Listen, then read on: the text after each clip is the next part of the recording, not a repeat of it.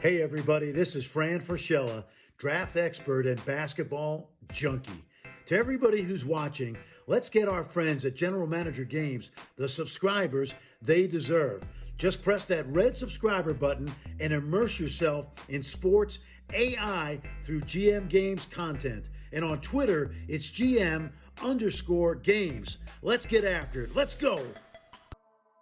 Hello everyone, welcome back to GM Games. It's CoachFury here today, and I'm back again with another Let's Play series. I'm looking forward to get into this one and get this one started. For those of you who are unaware, the new version of Draft Day Sports Pro Basketball has been released. It's been released for a little while. I've been on a bit of hiatus waiting for some of the updates and some of the patches to work before we dived into this Let's Play on GM Games. And for those of you who followed the previous Let's Play series that we did, we obviously looked at the Utah Jazz and trying to win a championship ring for Karl Malone and John Stockton. And this time we're going a little bit further into the future now. Not quite up to modern day era, but we're getting a bit closer with this one. And today, I've been set the challenge by Chris here at GM Games to see whether I can bring some success to the Phoenix Suns, and in particular the Phoenix Suns team from the 2004 and 2005 era. So this was the team, for those of you who followed the NBA during that period, where they had a big three of Sean Marion, Amare Stoudemire, and of course Steve Nash, the MVP of this era. And this team in particular won about 62 games in the regular season, but didn't quite get through in the playoffs, and then got bumped out in the end.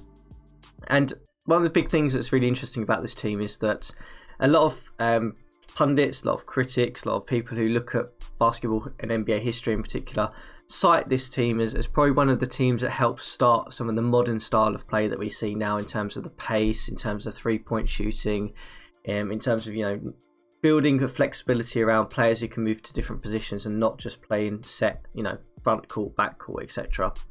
So we're going to see whether we can bring a bit of that modern style and a bit of that 7-second offense that this Phoenix Suns team was famous for, and see whether we can take it all the way and actually win a championship with them.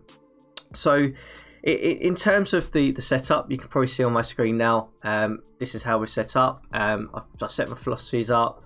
There's my skills. I've set myself up high on strategy because we're going to be obviously responsible for some of the game planning. So I thought it was important to boost that a little bit.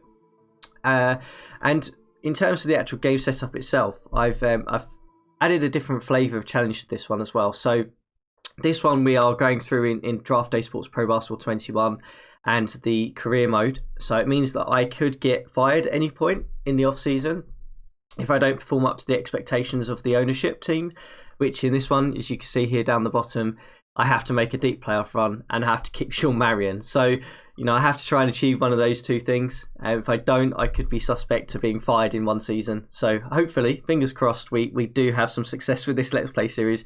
And, we do keep our job and we do win that title for the Phoenix Suns.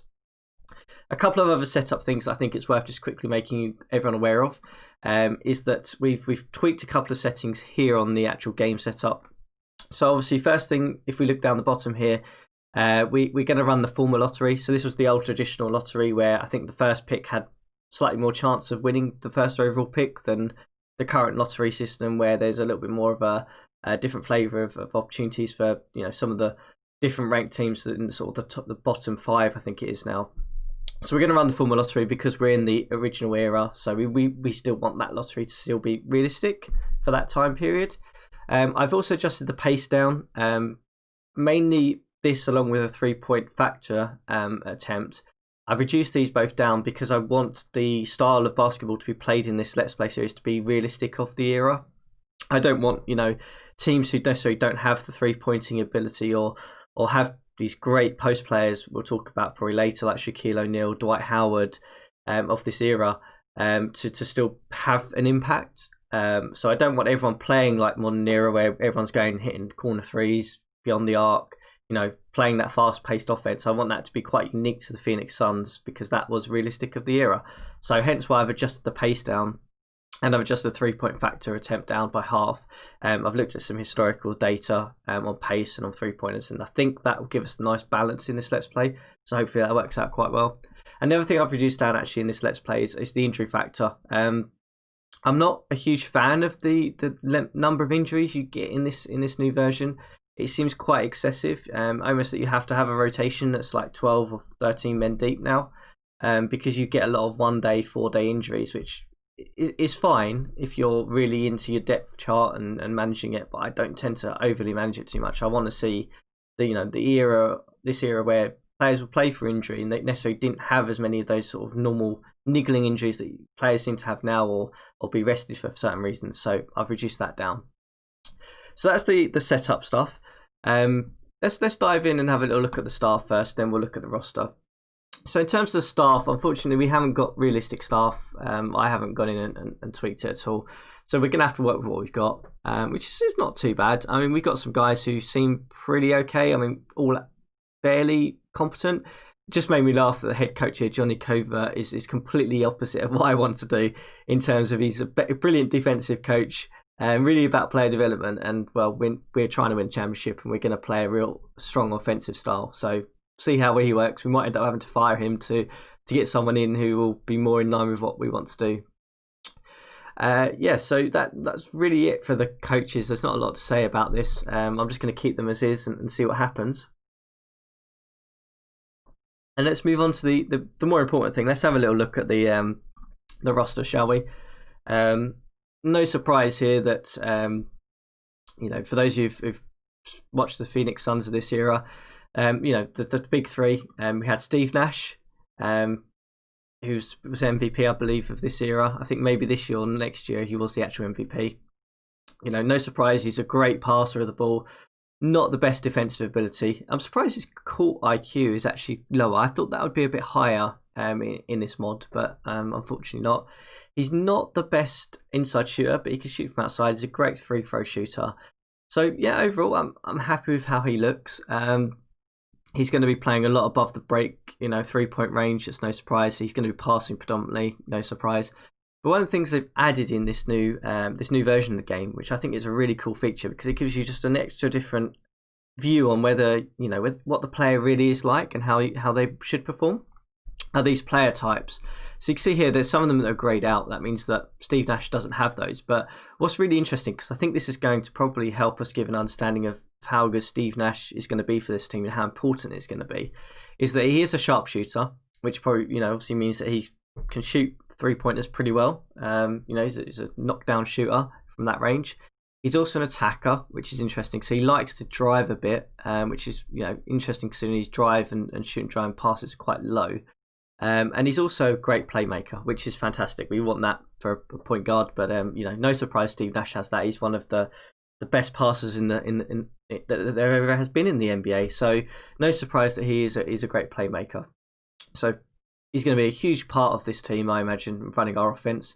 The other, number two of the big three, really, you could argue, for this Suns team was Sean Marion, a guy who was pretty much good at everything, but not great at everything.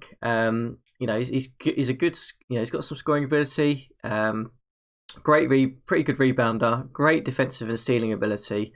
Surprised his discipline and court IQ is quite low and his shooting is quite low. So we'll see how that impacts him. He's contracted on quite a large deal, actually, looks like, as well. So again, he's an attacker, but he's also a defender, which is great because it means that he's recognised as being a really good lockdown defensive player, which is exactly what Sean Marion was. Really, he was a really good guy. He could play positions pretty much from point guard to centre. He could play all 1 to 5 positions. So good to see that's being reflected here. And then our final third of the big three is Amari Stoudemire. So interesting, he's only on a 1-year deal here, but I'm guessing that's just because he's end of his rookie contract or something at that point, but quite high. But in terms of Amari, I mean, no surprise, he is pretty much our best scorer on the team. A good defender, okay rebounder, really good inside scorer. And he's got some good scoring ability, and he's also a bucket getter, which means probably that he's able to get us the points if we need it. He's able to sort of create his own shot maybe. Interesting. He's got a good player type as well. So yeah, that's sort of the big three. I won't go too much into the other players, I don't think, because a lot of them will just be bench fodder. But we'll talk about a couple of others. So we've got Jay Johnson, who was a good scorer in his time. I'm surprised he's rated so low in this, but he's a good, pretty much just scores. He just can just score from anywhere, pretty much. It looks like he's also got the sharpshooter trait. Not the best defender though. Okay, cool IQ, and okay passing and handling. So maybe I was thinking about this earlier before I came on. We haven't really got a decent point guard outside of Steve Nash, so we're going to have to be relying on Steve Nash quite a lot. And maybe we have to put Joe Johnson in as a point guard maybe for some periods when Nash is out. Maybe rotate that around a little bit. But we'll have a little look, see if there's anyone in free agency who we can pick up in a minute anyway. So in terms of other players, probably worth noting, we've got Quentin Richardson, who was a key part of this this team that won 62 games.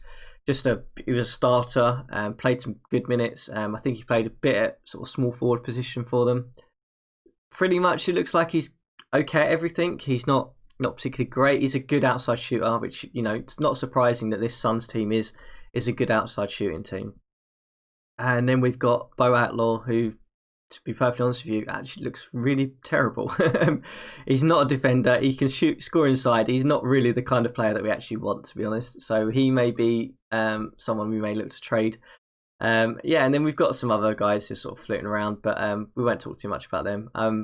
Actually, there is one other. We'll talk about Leandro Barbosa, because he's a key part of this Phoenix Suns team. He was at the time. He was another one of these sort of players who could play any position, really. He was not really great at anything. He was just had some really good, he's a really good jumper for his height. He could play pretty much anywhere, because he sort of had this weird skill set that he could play point guard but also play in with the bigs, which was surprising at the time. Doesn't look like he's too great here. He's an okay shooter, okay passer and handler. Not the best defensive player though, but he's got quite a good court IQ, so he'll probably get some rotation minutes, I imagine, for this team going forward. So that is the Phoenix Suns. That's how we look to line up.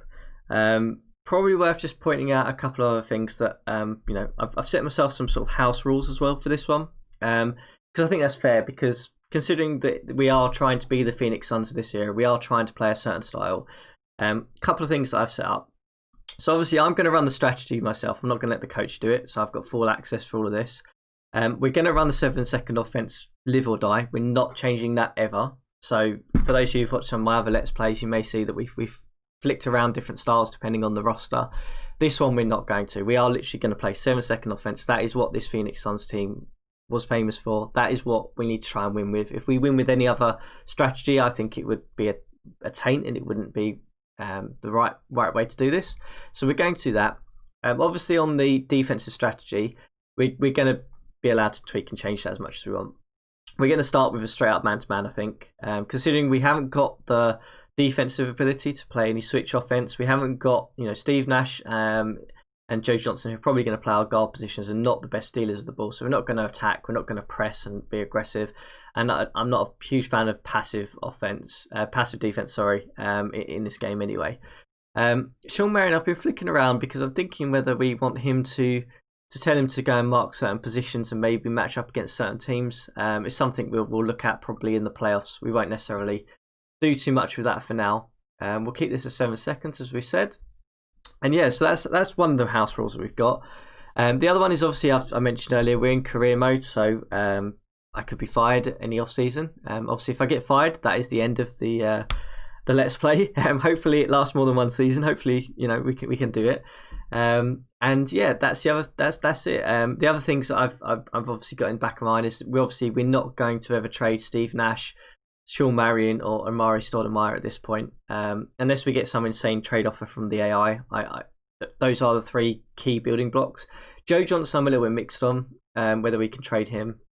We'll see. But yeah, this is how we look. I think, as I said, let's just have a quick dive into free agency. See if there's anyone we can pick up who can maybe play the point guard position for us, or any other pieces that might help us. And then we'll have a look at the scout into the draft. And then we'll dive into the first game of the season and see how we get on. So let's go and have a little look at the not trade players. Let's have a look at the signed free agents. Who have we got available? So we're pretty much looking for someone who can handle the ball, if I'm honest. Okay, so that's interesting. Meta World Peace is a free agent at this point. and he's a pretty good scorer. Okay. Well, it'd be rude not to pick him up, wouldn't it, really? We need some additional guys with range. We'll definitely sign you to a regular contract. That was a no-brainer. Not what we were looking for, though. We're looking for a point guard. If there's just anyone available who can hopefully handle the ball a bit better than what we've got. So Corey Alexander is an interesting prospect. He's not the best defensive player. John Washburn, possibly. Let's run some. Oh, okay. You can't filter by rating, which is a bit annoying. But okay, that's fine. We'll have to just deal with that.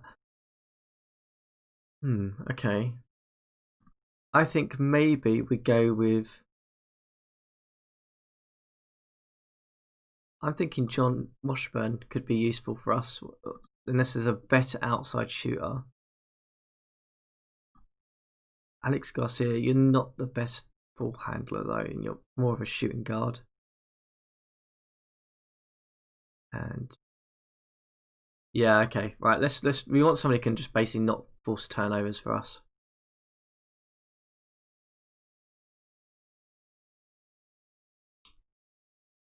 Okay, I can't really see anyone who's actually better than what we've got, so we may just leave that for now. It might be one that we look for in a trade.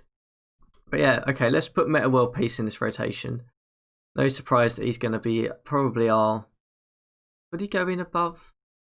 I think we'll have him off the bench. We'll have him playing those positions. Passing handling, is it better than Johnson's? No. Okay, so Johnson is also going to be able to play point guard. Yeah, Meta World Peace is going to play those shooting guard, small forward off the bench. Yeah, Barbosa's. Yeah. Okay, cool. Right, let's quickly get the AI to adjust this. So yeah, okay, cool. So we've got obviously our starting lineup is pretty much set. Nash, Johnson, Richardson, Marion, Stoudemire. That is our starting five. Meta World Peace is going to play mainly our 6-man role at shooting guard and small forward. Barbosa's going to provide the point guard backup, which is okay. I can live with that. I might just quickly change Voskuil for Hunter because I think he's got a bit more height. Yeah, maybe something like that. That's Jim Jackson. Yeah, okay. I might take Jackson's minutes off and put them back with you, just so you put you down the rotation because I don't really want you playing. Because it does mean that Joe Johnson plays some more heavy minutes, but that's fine. That's okay. Yeah, okay. I'm happy with that. Right. Other thing we said we were going to look at was the scouting and the draft. So one of the cool things about this mod is that you do get the realistic players in the draft. So obviously there's some big names there. I mean, Chris Paul, Darren Williams, Bogut. Who else we've got here? Bynum was pretty good at the time. Monterellis as well, a scorer at the time. So we've got all of these in there. But the other thing we've got is that we've got DBL Select players, which is a new feature for this this version. So in real life in the NBA now, the D League, high school players can go and play in the D League rather than playing college now. And if they play there for a season, they're then eligible for the draft. So I'm guessing these are fake players that will have been selected in the D League for here. So it'll be interesting to see how they do. We'll try and keep an eye on them, see where they get drafted later on. But the cool thing is that we've got obviously the normal draft here as well. So, and we've already assigned our numbers. We're obviously focusing just on America at this point. I don't think there's too many overseas players who come in at this point. So we're going to focus there. Okay. So before we play our first game, let's have a little look at the magazine and look at the season preview and just see where we rank. So in terms of the Eastern Conference, no surprise that the Detroit Pistons are up there. They're one of the premier teams of this era. Pretty good all-round team. Billups, Hamilton, Wallace, yeah. Okay, the Wallaces and then Prince, yeah. Okay, that's pretty good. The Wizards are second in the rankings in the Eastern Conference with Gilbert Arenas. No surprise because Gilbert Arenas at this time was a really, really good player, really good scorer. Then we've got the Pacers. Oh yeah, the Reggie Miller Pacers. Blimey, yeah. Jermaine O'Neal, yeah. They were thorn in the Eastern Conference team size in this era. Then we've got, oh yeah, the Shaquille O'Neal, Dwayne Wade, Miami Heat. Oh my God, that's going to be interesting to see how they do. That's two premier players at this point. A slightly bigger Shaquille O'Neal, I think, at this time, getting towards the back end of his career, but he's still pretty good in this era. Then we've got the Allen Iverson, the famous Allen Iverson 76ers with Iguodala and Culver. Yeah, okay. And then, oh my God, we've got the Jason Kidd and Vince Carter Nets at the time. That's going to be fun to see how they do. And then we've got, who else we've got? We've got the Magic. Oh yeah, Dwight Howard, I think, was a rookie this year. So they obviously, Grant Hill as well.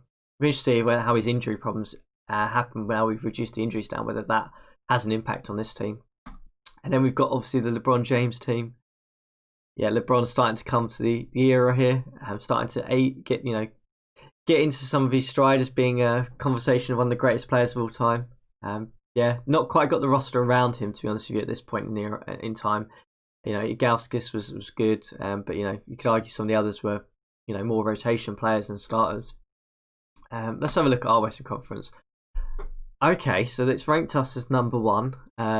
It's got our lineup in here. Interesting, it's got Stephen Hunter in as our starting centre. Bit weird. I don't think he's really starting centre material, if I'm honest. But yeah, okay. So they reckon we're going to be number 1 in the conference. I hope we live up to that. Let's have a look. So next up, we've got the Kings.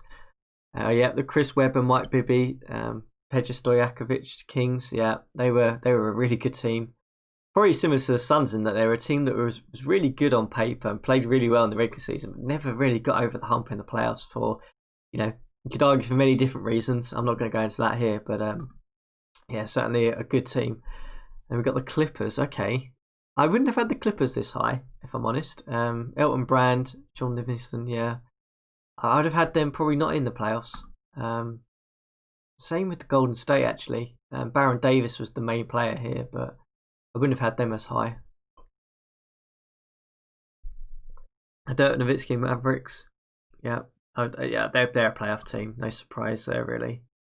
Then the Lakers. Lakers obviously without Shaquille O'Neal now. Kobe Bryant and Lamar Odom are the main points here. And then we've got the Carmelo Anthony Denver Nuggets, it looks like, as well. Oh, Andre Miller, he was a good player as well. And so was Marcus Camby, to be fair. That's a pretty good team. Yeah, then we sort of end up with some of the other teams. I'm surprised the Rockets are so low. Bearing in mind Tracy McGrady and Yao Ming are still on the team. And the same with the Spurs as well. Parker, Ginobili, Duncan, and agent Glenn Robinson. But that's still a good team. Okay, interesting magazine actually. A couple of teams I thought would be higher, but we'll see. Okay, without further ado, then let's crack on with the season. So it looks like we're not playing in the opening game, but we are. Oh my God, we're playing the Kings on the first game of the season. The magazine ranked number 1, number 2 are playing each other. Let's see if we can start our season with a bang. But anyone who's watched my Let's Play series will know that very often does not happen.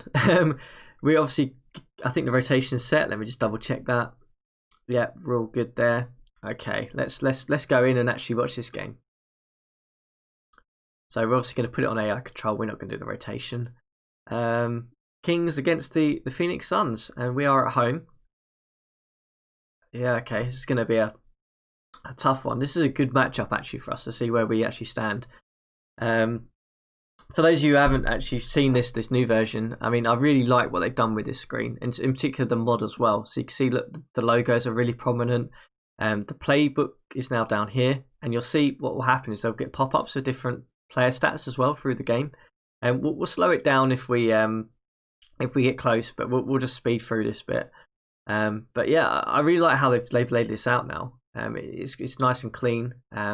The mod is fantastic. Look at that player call. That's incredible, and the progress that they've made on that is great.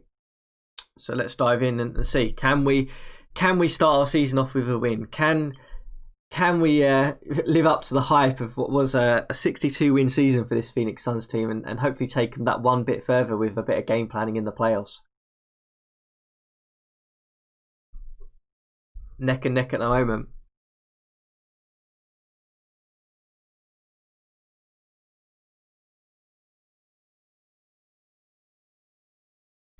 certainly neck and neck here in the first quarter here. Two good teams, to be fair, actually. I mean, they match up really well against each other as well. You've got Nash against Bibby, Stojakovic against Marion, Stoudemire against Weber. That's a real, on paper, they're pretty even in terms of ability. Looks like the Kings are starting to eke out a little bit of a lead here in the end of the first quarter. But pretty neck and neck here. I think the main thing I would say about this Suns team that I'm worried about is two things. I think there's a lack of depth. Once the starting five go out, I think getting Meta World Peace will be huge. Amazing, we're going to get him in free agency. But outside of that, I think the depth of the team is pretty poor. So when the bench comes in, I think that's when we're going to get blitzed a lot. But hopefully our starting five, if we can keep playing them heavy minutes, will be enough. So it might be something we'll have to try and address for a trade or so, see whether we can get some additional talent in. It looks like the Kings are eking out a bit of a lead here as we come towards the closing end of the second quarter here. As I say that, the Suns, we've just pegged them back and we've just taken a bit of a lead here. I mean, our starting five, I think, is going to be more than capable of beating anyone in this league. I'm just really worried about that rotation, when they come out, and that's going to take a bit of tweaking, I think. And it looks like we've gone into the second, going into the second half of a 9-point lead here. Good performance so far. The Kings have been struggling from. Well, it looks like they've actually been shooting pretty well. We haven't really had many turnovers. We've not had many turnovers ourselves. It looks like we've been shooting pretty poorly, but obviously our pace is pretty high. 3-point range has been okay. No one's in foul trouble for either team, actually. Oh, yeah. Songalia is in foul trouble, but considering he only played 12 minutes. They've got Doug Christie off the bench and Eddie House. Oh my God, and Marvin Barnes is still there. Okay, so they've got some really interesting bench players, the Kings. Meta World Peace in his first game for the Phoenix Suns is doing okay. But it's certainly Stoudemire and Nash who are sort of leading the drive for us at this point. Nash with 9 assists and 1 turnover. That's just incredible. Let's return back to the game, see whether we can hold on to this 9-point lead and eke out our first win, which I think would only be the second time in a Let's Play series that I win at the opening game of the season.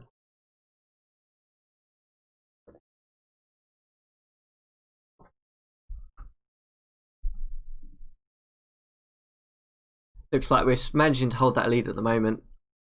That starting five is certainly holding up value for us at this point in time. Chris Webber's having a pretty terrible shooting night, actually, to be fair. He's 9 of 22 now.